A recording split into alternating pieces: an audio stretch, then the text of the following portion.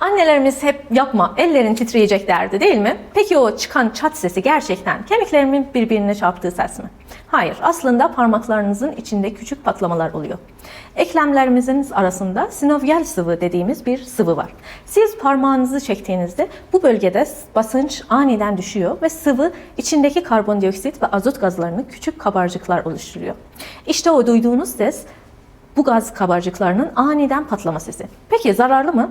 Donald Unger isimli bir araştırmacı tam 60 yıl boyunca sadece sol elini, eklemlerini kütletti. Sağ eline hiç dokunmadı. Sonuç mu? İki eli arasında hiç fark yoktu.